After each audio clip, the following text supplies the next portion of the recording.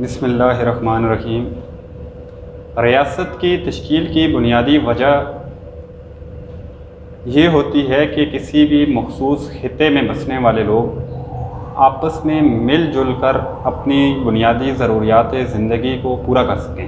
اس خطے کے بسنے والے لوگ آپس میں معاہدے کے تحت ایک ایسا سیاسی نظام تشکیل دیتے ہیں جو اس ریاست کے اندر مختلف شعبہ زندگی قائم کرتا ہے اور اس ریاست میں بسنے والے لوگوں کو بنیادی ضروریات زندگی کی فراہمی یقینی بناتا ہے۔ چونکہ کسی بھی ریاست میں رہنے والے افراد کا انحصار ایک دوسرے پر ہوتا ہے، وہ مختلف خدمات کے بدلے میں دوسرے شخص سے اپنی ضرورت پوری کرتے ہیں۔ مختلف شعبہ زندگی میں کام کرنے سے انسان اپنی بنیادی ضروریات پوری کرتا ہے اور اس معاشرے میں ترقی حاصل کرتا ہے۔ یہ بنیادی وجہ ہے جس کی وجہ سے کسی بھی خطے میں بسنے والے لوگ ایک ریاست کی تشکیل کرتے ہیں اور ریاست کی تشکیل کر کے وہاں پر ایک نظام قائم کرتے ہیں۔ اب ریاست کا یہ فرض ہے کہ وہ وہاں جس نظام کو قائم کر چکی ہے اس کے تحت وہاں کے عوام کو بنیادی ضروریات زندگی فراہم کرے۔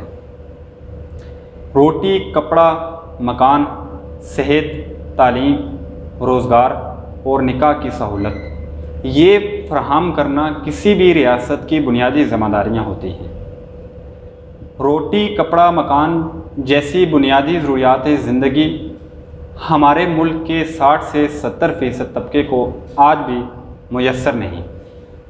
اسی طرح صحت، تعلیم، روزگار اور نکاح جیسی فطری ضروریات زندگی بھی یہاں ہمارے معاشرے میں لوگوں کو میسر نہیں ہیں۔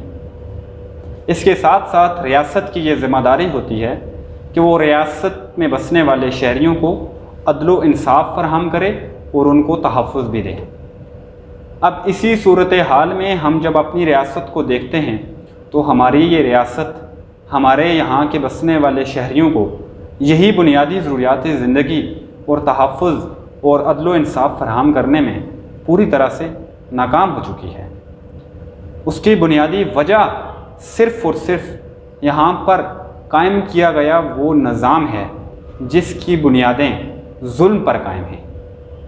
وہ نظام جو امریکی سامراج کی دین ہے، وہ نظام جو سرمایہ کے بلبوتے پر قائم ہے۔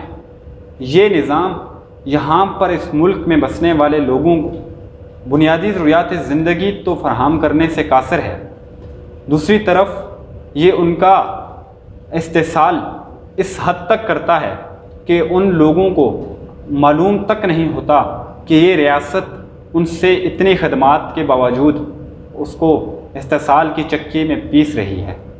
یہ سرمایہ دارانہ نظام صرف چند فیصد طبقات کو ہی پروٹیکشن دیتا ہے، ان کو ہی ترقی دیتا ہے۔